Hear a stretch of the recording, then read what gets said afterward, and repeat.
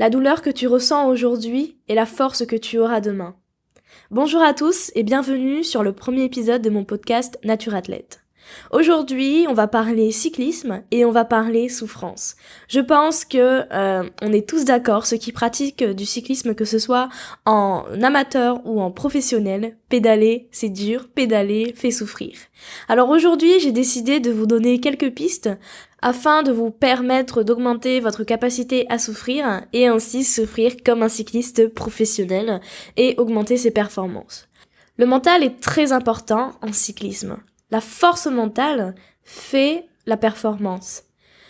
Alors ça se développe, ça s'accroît, mais il faut bien comprendre que c'est fondamental.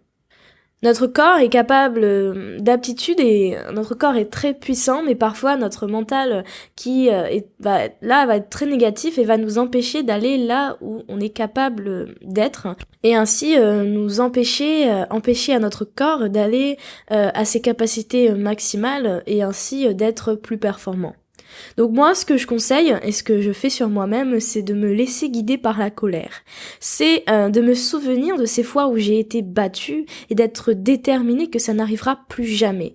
Et cette colère que je ressens, mais genre vraiment, c'est se mettre vraiment dans un sentiment de colère, et ben elle va me pousser et elle va me permettre de pédaler plus vite, plus fort et d'améliorer mes performances et d'être meilleure sur le terrain. Ensuite, c'est se donner aussi du positive self-talk, comme diraient les Anglais, c'est-à-dire se parler de manière positive. C'est s'encourager soi-même et ne pas laisser le mental sombrer dans des pensées négatives. C'est se dire je vais réussir à le faire, je vais battre tout le monde, plutôt que je ne suis capable de rien.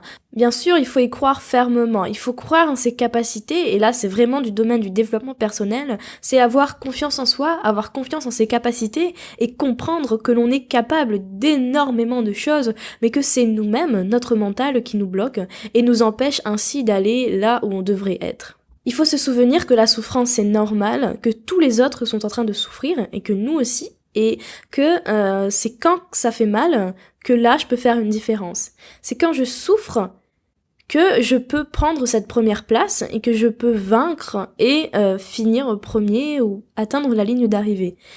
Il faut se souvenir que si c'est facile pour toi, c'est facile pour tous les autres. Donc c'est quand c'est difficile, c'est ta force à toi, ta force mentale qui va te permettre d'aller au-delà de tes capacités et te permettre de battre tout le monde. C'est quand c'est dur que la compétition commence. Donc comme je l'ai dit, le mental joue énormément, mais ne suffit pas à lui-même bien évidemment. Comme diraient les Anglais, no pain, no gain. Donc il faut s'entraîner et s'entraîner dur parce que la force physique, elle vient en s'entraînant, c'est logique. Le cyclisme c'est un sport particulier car tout est à propos du fitness.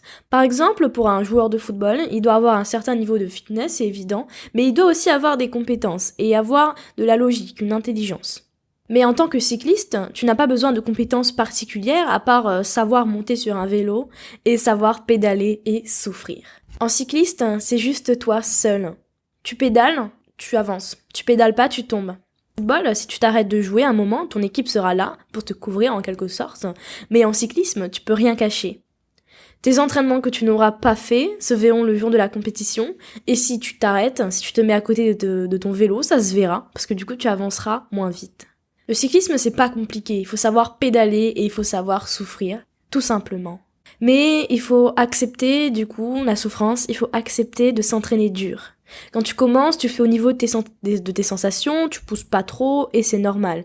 Mais si tu veux passer au niveau supérieur, tu dois aller plus loin, tu dois accepter de souffrir, accepter d'être à bout de souffle et faire ces entraînements douloureux, ces entraînements de haute intensité que tu détestes et accepter que les entraînements qui te feront le plus souffrir seront les plus efficaces. Alors après c'est sûr, il faut s'entraîner dur, mais il faut s'entraîner dans certaines règles. Il ne faut pas faire n'importe quoi, on ne veut pas se blesser, c'est pas le but. Le cyclisme demande plein d'entraînements, mais il faut certainement moins que tu le crois et il faut le faire de manière plus intelligente. Il faut élaborer un programme et le suivre à la lettre. Il faut compter ses calories, compter ses watts et entraîner son corps d'une bonne façon. Juste pédaler encore et encore sans but précis, sans niveau de performance à atteindre, ça ne sert à rien. Tu dois t'entraîner dur, te reposer et t'entraîner à nouveau dur. C'est comme ça qu'on devient meilleur. Et malheureusement, il n'y a pas d'autre moyen. Il n'y a pas de moyen d'empêcher la souffrance à part l'accepter. Et c'est en acceptant qu'on devient plus apte à souffrir, tout simplement. Donc voilà, mon premier épisode, je vous ai donné toutes mes astuces afin de vous permettre de souffrir comme un cycliste professionnel. Donc à vos vélos, à vos home trainers, et c'est parti. Donc je conclurai sur cet épisode avec une citation. Ça fait mal de continuer, mais ce qui fera encore le plus mal, c'est de s'arrêter. Merci de m'avoir écouté et à bientôt. Abonnez-vous, laissez un commentaire. Je vous dis à très vite pour un nouvel épisode du podcast Nature Athlète. À bientôt.